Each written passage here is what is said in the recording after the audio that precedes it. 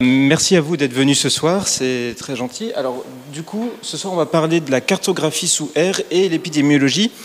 Alors, j'ai pas voulu mettre beaucoup de code pour pas vous embêter, donc ce que j'ai fait un notebook, une page internet, où vous aurez tous les codes détaillés. Et vous aurez aussi des fichiers CSV pour vous entraîner à faire des cartes. Comme ça, on va un peu alléger ce soir. Alors, en fait, pourquoi? On va déjà commencer par une partie théorie. Après, on passera sur la pratique sous R, et après, on verra quelques extras selon le temps qui nous reste. Alors, pourquoi est-ce qu'on fait de la cartographie en épidémiologie? Déjà, la première chose, c'est qu'on s'intéresse de plus en plus à l'environnement et la santé. Par exemple, au niveau des centrales nucléaires avec les cancers de la thyroïde, on peut très bien mettre des points avec les différentes centrales nucléaires et voir si on a plus de cancers de la thyroïde aux alentours de des centrales nucléaires. Vous avez aussi la pollution et les cancers du poumon, enfin vous avez plein de choses comme ça de l'environnement, et c'est plus facile de visualiser en cartographie. Comparaison entre des lieux géographiques, vous pouvez comparer des régions, des pays, c'est plus facile à voir aussi. Il y a certaines pathologies qui ont, par exemple, les pathologies auto-immunes, qui ont un gradient nord-sud. Ça veut dire qu'on aura plus de patients qui ont cette pathologie dans le nord, et plus on va vers le sud, moins on a de cas. Et du coup, ça, quand on fait une carte, ça se visualise beaucoup mieux que sur un tableau. Vous avez aussi l'évolution spatiale et temporelle. Ça, c'est plus le spatial, c'est plus pour, par exemple, la propagation d'un virus. On verra au fil du temps comment il évolue en France, mais on peut très bien voir aussi l'évolution temporelle d'un cancer au cours du temps. Justement, par exemple, avant qu'il y ait une centrale qui se mette en place, et après, on peut voir parfois qu'il y a une évolution, plus de cas. Et aussi pour la communication des résultats, c'est pas anodin, c'est quand vous avez des bonnes données, il faut bien les présenter aux gens, pas forcément scientifiques, et les cartes, quand elles sont bien faites, ça donne des très bonnes informations. Le problème, c'est que c'est comme tout en épidémiologie, c'est pour émettre des hypothèses, mais on ne peut pas dire qu'il y a un lien de cause à effet, ça on le verra plus tard. Et aussi sur la fiabilité des données, parce que vous allez utiliser de l'open data pour faire de la cartographie. Il faut savoir que ce n'est pas toujours de bonne qualité. Par exemple, si l'Île-de-France vous donne des datas, ce n'est pas parce que c'est l'Île-de-France qui vous a donné des datas que c'est de la bonne qualité. Ou par exemple, il faut vraiment que vous voyez d'où viennent ces données. Par exemple, sur l'alcool, si vous regardez le nombre de consommateurs d'alcool dans une région, ça dépend aussi de la culture.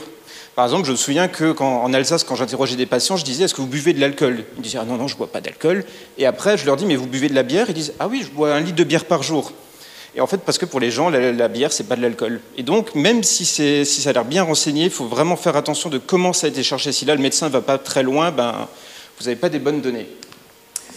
Oui ? Cartographie, c'est obligatoirement la géographie ici, ce soir ? Pour ce soir, c'est cartographie géo. C'est au niveau France, mondial, enfin voilà. Parce que je confonds avec la cartographie avec l'ADN, je sais pas quoi. Ah oui, ah non, pas du tout. Là, c'est vraiment la géographie au niveau d'un continent. Enfin, ouais, non, désolé. Alors ça, c'est un exemple très connu en épidémiologie et en cartographie. Jon Snow et le choléra, à pas confondre avec Jon Snow, en ce moment surtout avec Game of Thrones. Donc en fait, c'est un scientifique, c'est un médecin du 19e siècle il y avait une épidémie de choléra. Et il se disait, mais peut-être que le choléra se transmet par l'eau. Alors du coup, ce qu'il a fait, c'est qu'il a fait une carte. Là, vous avez la carte originale de l'époque, et là, vous avez des fans qui l'ont refaite de nos jours. Il a mis le nombre de cas de choléra en noir, et là, vous avez en rouge le nombre de cas de choléra, et là, en jaune, vous avez les pompes, parce qu'à l'époque, il fallait chercher l'eau dans la rue, à la pompe à eau. Et on voit que vous avez une pompe où vous avez l'impression qu'il y a beaucoup de cas autour qui se propagent, et c'est plus au niveau de celle-là. Et il s'est dit, tiens, c'est peut-être dû à cette pompe. Et donc, il est allé dans la rue, il a enlevé le robinet, donc les gens ne pouvaient plus aller chercher de l'eau, et le choléra a commencé à diminuer. Donc là, vous voyez qu'avec une carte comme ça, on émet une hypothèse, mais on ne peut pas dire que c'est dû à la pompe. Il faut faire après l'expérience. Ça, c'est un exemple à ne pas suivre. C'est une carte qui vient d'un manuel d'histoire géo de 95. Vous voyez ça, déjà, c'est foutu. Votre cerveau, il n'arrive pas à tout repérer. Sur une carte, il faut toujours mettre 2, voire 3 informations maximum. Là c'est l'horreur. Là, c'est quelques définitions. On va aller très vite. Donc, les ratios, c'est un rapport entre deux nombres appartenant à des classes mutuellement exclusives. Homme-femme, quand il y a un homme en plus, il y a une femme en moins, et inversement. La proportion, c'est par exemple le nombre de cancers sur une population. Le taux, c'est pareil, mais c'est par exemple par année. Voilà. mais c'est souvent utilisé, le taux est souvent utilisé pour proportion en épidémiologie. La prévalence, c'est le nombre de cas à un moment donné. Si par exemple, là, dans la salle, je demande qui est-ce qui fume, ça va être la prévalence à se tenter. Si je demande qui a fumé dans la dernière année, c'est la prévalence du tabac dans l'année qui précède. Ce qui est différent de l'incidence, c'est le nombre de nouveaux cas. Alors ça a son importance, par exemple, pour le VIH. À l'époque, les gens, quand ils attrapaient le VIH, ils mouraient rapidement. Donc finalement, la prévalence, d'une année à l'autre, elle pouvait rester stable, mais elle n'augmentait pas plus que ça. Puisqu'un patient, il a le VIH, il meurt et il ne compte plus pour l'année suivante. Maintenant, dans les maladies chroniques comme le VIH ou le cancer, comme les gens survivent plus longtemps, c'est tant mieux, mais la prévalence va augmenter au fil du temps. Parce qu'un patient qui a eu le VIH une année, l'année suivante, il va compter pour un cas en plus. Parce qu'il est toujours atteint du VIH. Et l'incidence, c'est le nombre de nouveaux cas. Combien ont été infectés? Alors, on va passer maintenant dans la géographie, le système d'information géographique. Alors, en fait, ça, c'est un système informatique qui contient plusieurs informations. Vous allez avoir des points, ça peut être un hôpital, une centrale nucléaire, comme je le disais avant. Des lignes, ça peut être un ruisseau, des routes, des chemins de fer, les avions, le trajet des avions, ça peut aussi être intéressant. Et des polygones. Les polygones, c'est par exemple le contour de la France, le contour d'un département, d'une région. Et vous avez aussi des données démographiques, vous pouvez avoir le nombre, la surface d'un lieu, le nombre de personnes dans une région.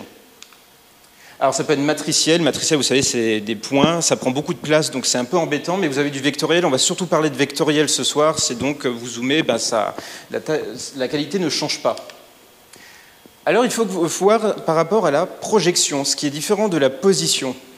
La projection, c'est parce qu'aux dernières nouvelles, la Terre est ronde, enfin quasiment ronde vu qu'elle tourne, elle est un peu plus plate au pôle, bref, et donc elle est en 3D. Et ce qu'il faut, c'est pouvoir la représenter sur une surface 2D. Le problème, c'est qu'il y a plusieurs systèmes de projection, et vous en avez, là je vous en cite deux. Vous avez le transverse universel de Mercator qui est donc universel, mais comme on est en France, on a aussi notre propre système qui est la projection conique conforme de Lambert qui a été créée en 72 par M. Lambert et qui est utilisée dans le système français. Là, vous avez des exemples. Là, c'est la projection conique conforme de Lambert utilisée en France et là, c'est la projection universelle. Ce qui est bien, c'est que ces deux projections, les pays sont de la même forme. Ils ne sont pas déformés comme par exemple là, vous pouvez voir les États-Unis qui est légèrement déformé. Mais du coup, ça c'est très important parce que quand vous allez télécharger les cartes, il faut que ce soit le même format si vous superposez. Ce qui est différent de la position, ça c'est des coordonnées x, y, et c'est le même principe, ça s'appelle Coordinate Reference System, et c'est identifié par un code de l'European Petroleum Survey Group, c'est le groupe pétrolier européen qui en fait utilisait ça parce que tous les pays ont un système différent et donc ils ont associé un numéro à ces différents systèmes. Vous pouvez les retrouver sur ce site. Alors c'est important, par exemple, si vous téléchargez une carte qui a ces coordonnées-là, je vous ai mis le numéro EPSG, c'est important parce que dans le logiciel, quand vous allez le rentrer et que ce n'est pas renseigné, vous mettez ce numéro pour dire c'est ce système. Et vous pouvez, si vous téléchargez des données d'une autre source, vous mettez ce numéro et vous pouvez dire transforme-le-moi en un autre système. Et donc ce numéro est utilisé. Là, vous avez un exemple des Yvelines, où là, vous avez le système français, 600 000, 620 000, et là, le système universel avec 48,7, ça, c'est le GPS ou Google Maps. C'est ce qu'ils utilisent. Mais nous, on utilise ce système-là. Donc, il va falloir dire, si jamais, qu'il faut transformer en ce système-là. En dessous, je vous ai mis les liens si vous voulez avoir plus d'informations. Pour le téléchargement des cartes, vous avez le site Geofla, qui est une carte pour télécharger la France au niveau départemental, au niveau régional, au niveau commune. Donc ça dépend le détail que vous voulez, à quel niveau vous vous situez. Vous avez ensuite le Global Administrative Area, c'est la même chose, mais pour tous les pays du monde entier, à différents niveaux de détail. Le Natural Earth, c'est avec des nombreuses cartes, vous avez des aéroports, vous avez des montagnes, etc. Ça paraît pas évident, mais en fait, ça a son importance, parce que si vous faites une carte au niveau d'une région et que vous faites le nombre de cas qu'il y a, et qu'il y a une partie où vous n'avez aucun cas, vous vous dites, ah, c'est bizarre, il y a quelque chose, peut-être qu'ils ont quelque chose qui font qu'ils n'ont pas de cancer dans ce niveau-là, mais non, si vous mettez les montagnes, c'est juste qu'il y a des montagnes à ce niveau-là. Donc parfois, c'est intéressant de mettre ces informations-là sur une carte. Le Mapstamen, c'est un autre site, ça c'est pour des fonds de cartes de ce style-là, où ça fait un peu stylisé. C'est parce que quand vous mettez quelques pays, par exemple d'Europe, ne pas mettre ce qu'il y a autour, c'est pas intéressant, on ne sait pas où sont les mers et tout ça, et vous pouvez utiliser des cartes comme ça pour rajouter en dessous. Et rien ne vous empêche de faire une carte unie, mais il faut au moins mettre un fond de carte. Sauf si vous mettez un pays seul, là, ce n'est pas forcément nécessaire. Alors, on va parler de la standardisation des données. Je ne sais pas qui était là au cours de Windfuck. C'était le premier cours d'épidémio. Oui, quelques-uns. Bon, on va passer rapidement. En fait, c'est pour prendre en compte des différences de caractéristiques quand vous comparez, par exemple, deux pays.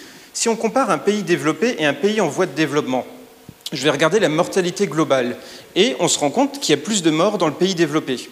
Et on se dit, c'est pas intuitif, normalement on s'attendrait à ce qu'il y ait plus de personnes qui décèdent dans le pays en voie de développement. Mais en fait, quand on regarde par âge, on se rend compte que dans le pays développé, il y a plus de personnes âgées. Donc forcément, on a plus de décès.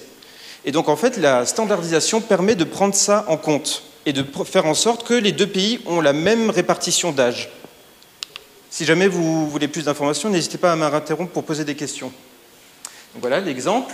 Le plus commun, c'est sur l'âge et le sexe, parce qu'il y a des pathologies, par exemple, maladies cardiovasculaires, les hommes meurent plus vite. Donc si vous avez une région où vous avez plus d'hommes, c'est normal qu'ils ont plus de décès cardiovasculaires. C'est à ce moment-là qu'on dit toutes choses égales par ailleurs.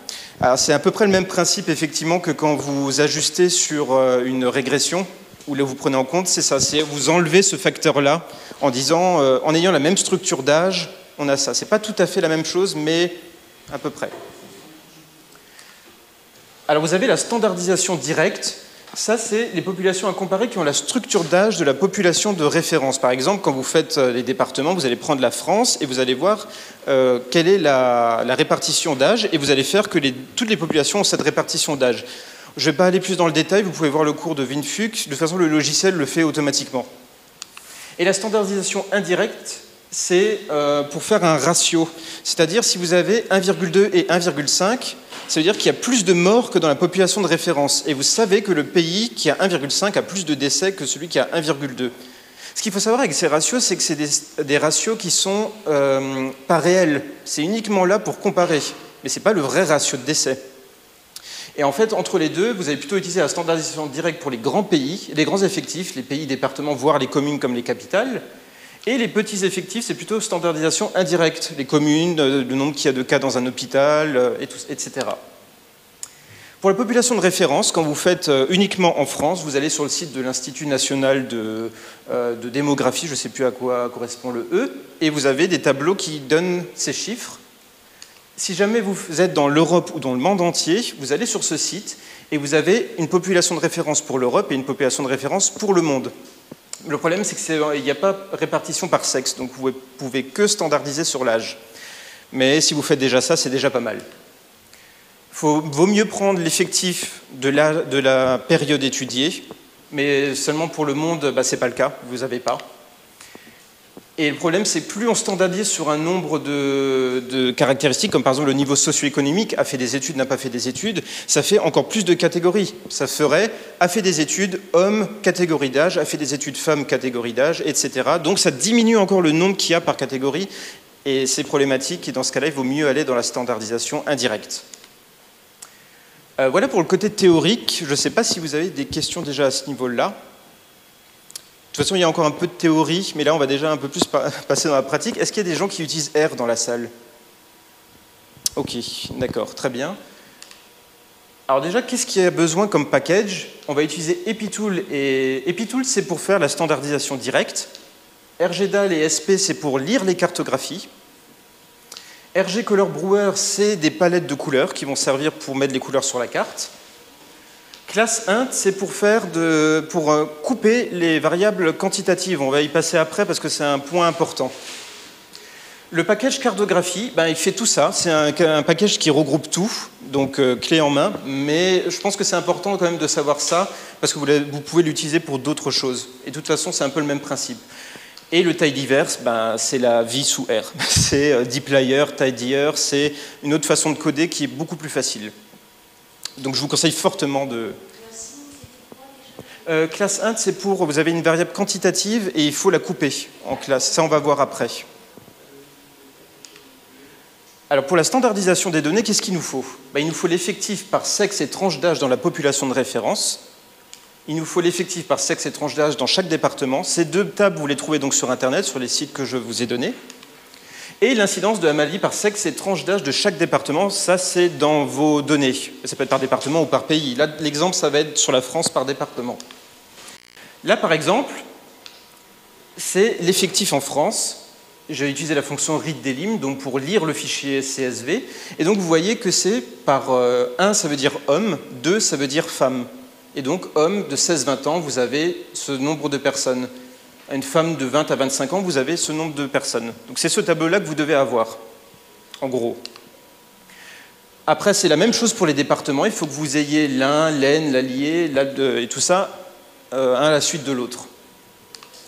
Pour les événements, c'est le même principe. Là, par exemple, vous avez, pour une pathologie fictive, vous avez 2 cas, un homme de 35-40 ans, 2 cas dans l'Aisne. Et donc, voilà, ça doit se présenter sous cette forme-là. Oui. Dans les fichiers, il y a ces résultats. Alors, ouais. Alors, là, il peut y avoir du data management. Parce que si vous téléchargez le fichier CSV sur Internet, vous allez prendre que ce qui vous intéresse. Et vous allez le couper à votre façon. Là, c'est ce que vous devriez avoir au final. Là où il y a des dièses partout, là. Alors, les dièses, c'est simplement pour dire que c'est la sortie du code. Sous R, en fait, quand il y a une sortie de code, qu'est-ce que ça donne comme résultat? Il y a des dièses. C'est juste ça. Mais c'est pour montrer le format de la table que vous devriez avoir. Et du coup, après, on utilise la fonction AgeAdjustDirect. J'utilise round pour mettre 2 chiffres après la virgule. Je mets le nombre d'événements, par exemple là j'ai pris l'exemple du Bas-Rhin, je choisis le Bas-Rhin, je mets en population, je mets l'effectif donc dans le département du Bas-Rhin. Standard population, c'est donc l'effectif de la population de référence qui est la France, et je multiplie par 10 puissance 5 pour faire un ratio pour 100 000 habitants. Vous avez, sur Internet, vous aurez vraiment tout le détail, même le data management, comment ça peut être fait. Donc là, c'est vraiment pour voir en gros ce que vous devez avoir. Là, vous avez le ratio brut, le ratio ajusté, et un intervalle de confiance. Donc nous, ce qu'on va utiliser, c'est le ratio ajusté. Vous voyez que dans ce cas-là, ça ne varie pas non plus énormément. Et donc après, vous devez vous retrouver avec un tableau de cette forme-là, avec chaque département et le ratio correspondant. Ça, c'est ce qui va être utilisé après dans le fichier de cartographie. Donc vous téléchargez les cartes, par exemple sur GeoFLAT, ça c'est un exemple, c'est un fichier zip, où vous allez avoir dedans plusieurs fichiers. Par exemple là j'ai pris les départements. Vous prenez ces fichiers, vous les mettez dans un dossier que R va utiliser. Alors cette diapo fait peur, mais on va aller un truc après l'autre. Et donc vous avez utilisé la fonction readOGR. Ça va lire les fichiers de cartographie. Donc je dis où se situent mes fichiers, donc ceux-là, que j'ai extraits. Layer, c'est donc le nom du fichier, vous mettez département, mais vous ne mettez pas de .shp ou de autre chose. Ça, c'est R qui va aller récupérer les fichiers qui ont ce nom-là.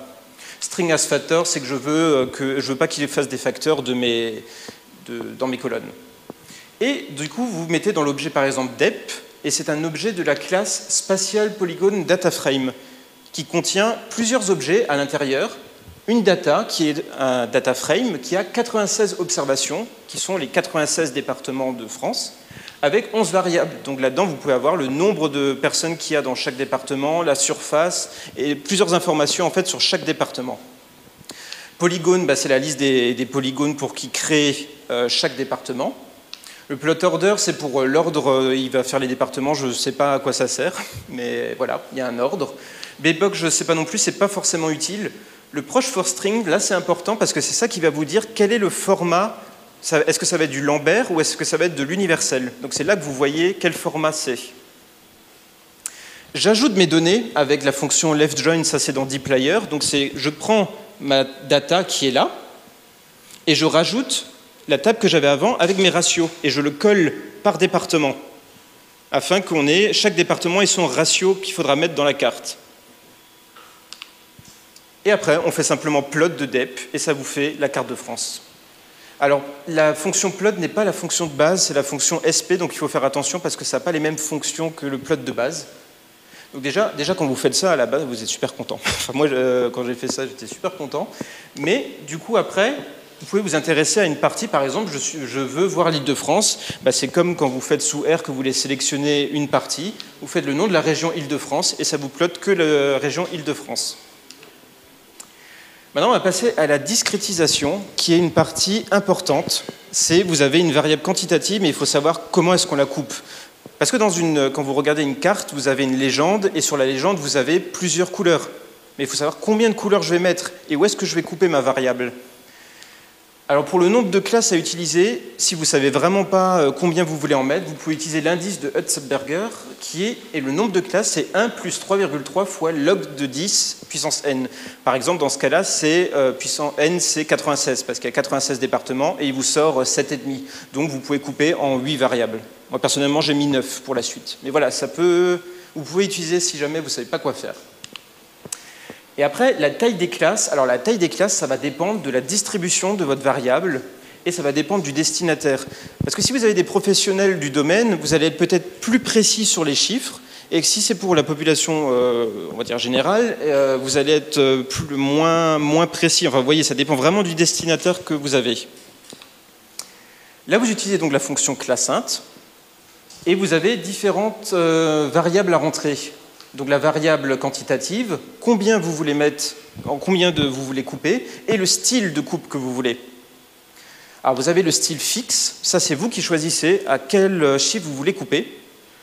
L'equal, ça va être, par exemple, vous avez de 0 à 10, si vous mettez 10, ça va couper en 10, donc ça va mettre 1, 2, 3, 4, 5, ça va mettre en fait des intervalles de la même longueur. Le quantile, ça va mettre le même nombre de départements dans chaque séparation. Par exemple, si je mets n égale 4, vous allez avoir 25% des départements dans la première catégorie, 25 dans la suivante, et ainsi de suite. Et pretty, c'est pour avoir des intervalles plus lisibles. Il ne va pas faire attention au numéro n que vous avez mis. C'est bien parce que ça fait des belles intervalles, mais je ne sais pas comment il le fait, alors mieux vaut se méfier. Donc là, par exemple, j'ai fait n égale 9 et j'ai fait en quantile. Alors le problème, c'est que je vous disais que ça dépend de comment varie votre variable. Supposons que vous avez une variable comme ça, où vous avez 80% des départements qui sont ici, et vous en avez quelques-uns qui se baladent après. Qu'est-ce qui va se passer si jamais je coupe en parties égales? Par exemple, là, c'est le ratio. Ouais. Là, vous avez le ratio, et là, c'est le nombre de départements que vous avez par ratio. Et vous voyez qu'ils sont tous plutôt vers le début. Donc, si jamais je découpe en variables égales, qu'est-ce qui va se passer? Pourquoi ça va poser problème? Voilà, ça ne va pas être du tout équilibré et vous allez vous retrouver avec une carte qui a une, voire deux couleurs. Enfin, 2 couleurs pour 90% de la carte. Alors certes, vous allez mettre en valeur les extrêmes, mais vous perdez énormément d'informations là. Et c'est dans ce cas-là que c'est important d'utiliser le quantile, vous allez voir. Là, c'est sur ma variable dans la vraie vie, c'est donc ce que j'utilise pour ma carte. Si je fais en égal, vous voyez qu'ici, il y a moins de départements qu'ici, où il y en a plus, et il y en a encore moins ici. Donc ça, c'est en égal. Mais quand je fais en quantile... Ah oui, je voulais dire, le problème, c'est que quand vous faites en égal, vous pouvez avoir des couleurs qui ne seront pas présentes. Parce que s'il découpe de manière égale et qu'il n'y a aucun département qui a cette valeur dans une des intervalles, cette couleur n'apparaîtra pas sur la carte. Ça peut poser problème. Les quantiles, donc... Le problème avec les quantiles, c'est que vous pouvez avoir 2 départements qui vont avoir le même taux, mais ils ne vont pas avoir la même couleur. Pourquoi? Parce qu'il va dire, je veux 16 départements dans ma première et 16 départements dans ma classe au-dessus. Mais entre les deux, ils peuvent avoir la même valeur. Donc il faut faire attention à ça aussi. Et aussi, il y a aussi un problème, c'est si vous voulez comparer, par exemple, la France, l'évolution entre 2 années, ou selon l'âge, pour les plus de 45 ans et les moins de 45 ans. Le problème, c'est que si vous faites de l'automatique en quantile, vous n'allez pas avoir les mêmes couleurs ni les mêmes coupes. Et ça, c'est pas bien parce qu'il faut garder les mêmes couleurs. Alors, dans ce cas-là, ce que j'avais fait pour une étude, c'est que le début, j'ai coupé de la même façon, 2,5, 5, 7,5, 10, et j'ai fait plus de 10. Mais ça, j'ai regardé les deux cartes, si c'était faisable. Donc comme ça, au moins, les maximums, même s'ils sont différents, vous avez le même type de coupe. J'espère que je ne vous ai pas trop embêté avec la discrétisation, mais c'est un passage hyper important. Les couleurs, c'est un peu plus cool. Du coup... Alors, il y a des règles, c'est si c'est uni, vous pouvez mettre de l'égal, mais si c'est comme ça, ou que vous êtes complètement difforme, vous ne mettez pas de discrétisation égale. Ça, c'est effectivement une règle. De toute façon, à la fin, vous avez un lien et vous aurez plusieurs cas où vous pourrez voir justement, où ils expliquent un peu qu'est-ce qu'il faut faire. Mais là, vous avez en gros qu'est-ce qu'il ne faut pas faire. Les couleurs, c'est important. Par exemple, dans une carte, vous allez prendre par exemple du orange, donc forcément le plus faible va être blanc, le plus fort va être vers le rouge. Ça, il n'y a pas de problème. C'est avec la fonction AirColorBrewer, vous faites Display Brewer All et ça vous montre qu'est-ce qu'il a comme palette de couleurs. Ça, c'est pas très intéressant pour la cartographie, c'est plus si vous avez des catégories qui ne se suivent pas. Mais ça, peut être intéressant, c'est vous avez au centre du blanc, et plus vous éloignez, plus vous avez, ça devient foncé, mais d'une couleur différente. Ça peut être intéressant si vous faites une carte où vous comparez à la moyenne de France. Dans ce cas-là, ce qui est autour de la moyenne de France va être blanc, mais si c'est plus que la moyenne, on va aller vers le rouge, si c'est moins que la moyenne, on va aller vers le bleu. Donc ça dépend de ce que vous voulez montrer. Donc voilà, là c'est le couleur pour la légende. Je mets dans une palette, j'utilise la fonction Brewer Pal avec, je veux donc 9 couleurs, et je veux le nom, c'est le nom là, qui est là, je veux le nom de la palette que je veux utiliser. Et il me met le nom des couleurs que R va interpréter pour faire les couleurs. Et donc après, on peut ajouter ces couleurs à nos données. Pareil, on le rajoute dans la table dep@data. J'ai oublié de vous dire, c'est un fichier un peu particulier. Normalement, vous avez l'habitude d'accéder avec un $, mais comme il y a plusieurs objets dedans, vous devez d'abord mettre un arrobase pour dire « je veux d'abord accéder à la data et après je veux accéder à ma variable ratio ». Donc là, c'est pareil, je coupe ma variable, j'utilise les breaks que j'ai utilisés avant, j'utilise la palette de couleurs que je viens de définir. Après, le include lowest et le write false, je ne sais pas si vous connaissez, c'est juste que R, à la base, ce qui est la valeur inférieure, il ne la prend pas en compte, et ce qui est supérieur, il l'inclut. Et là, je fais l'inverse, parce que la fonction, elle fait l'inverse. L'autre fonction fait l'inverse, donc c'est pour avoir la même chose que la fonction d'avant. Si jamais vous aurez plus de détails sur le fichier Internet, si vous voulez voir plus dans le détail. Et donc après la légende, soit vous faites de manière automatique comme ça et vous mettez donc à quoi correspond chaque couleur, soit vous mettez ce que vous voulez, vous écrivez ce que vous voulez dedans. Donc pareil, j'utilise un cut, je prends les levels qu'il y a dedans, dans ce cut, et je le transforme en caractère. Et je le mets dans ma variable légende, qu'est-ce que va contenir la légende. Et on passe enfin à la création de la carte, où vous faites un plot. La couleur, vous mettez donc la variable que vous avez créée, rate couleur. Les bords, ça va être les bords des départements, je veux qu'ils soient noirs. Et donc ça, c'est le titre. Et la légende, bottom left, c'est pour dire que je la veux dans le coin inférieur gauche. Légende, ça va être la légende qu'on vient de créer, donc ça.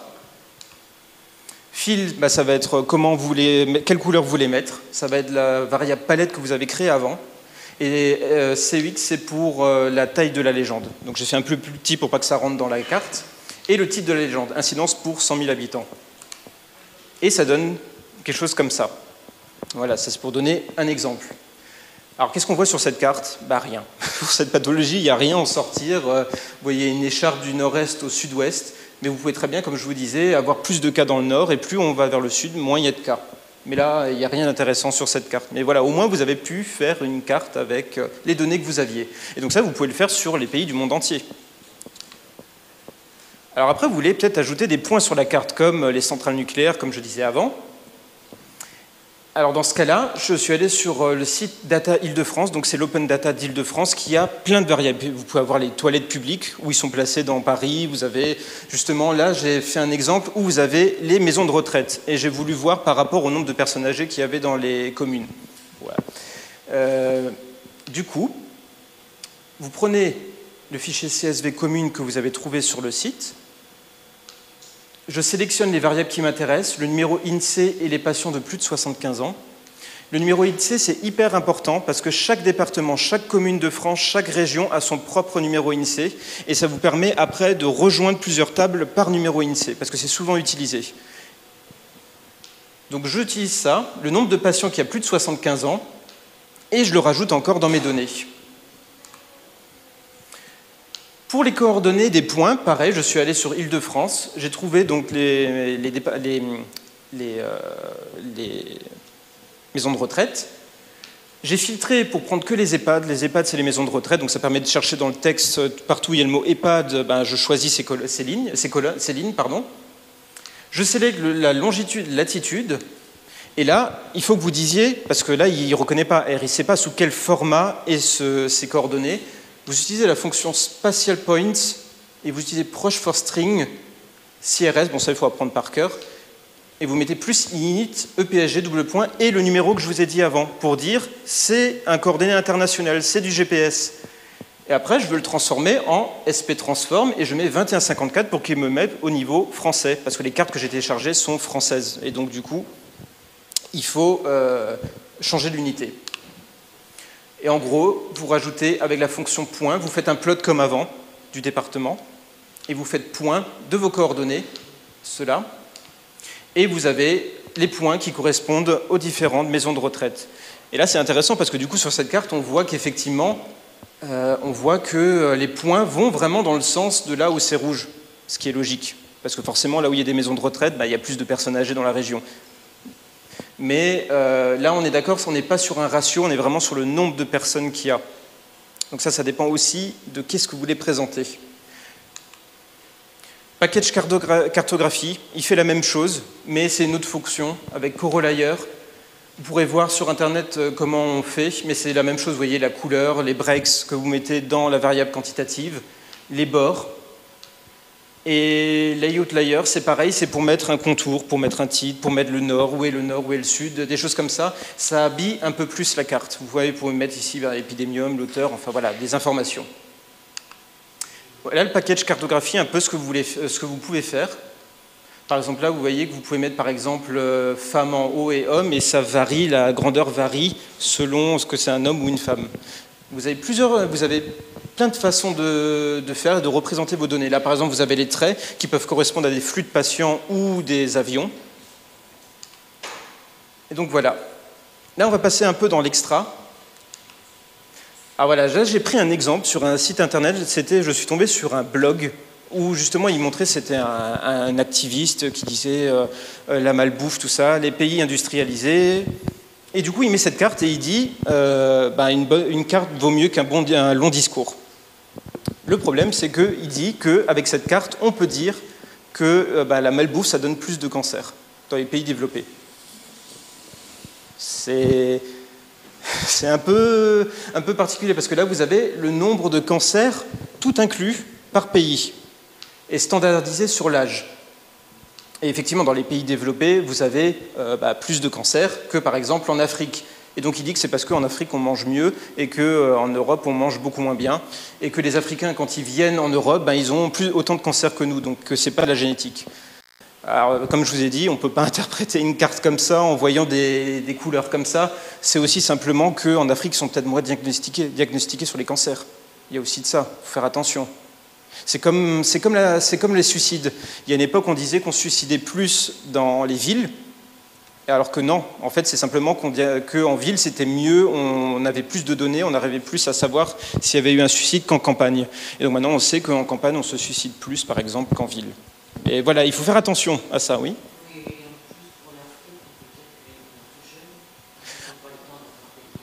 Effectivement, on peut se dire ça, mais ça a été standardisé sur l'âge.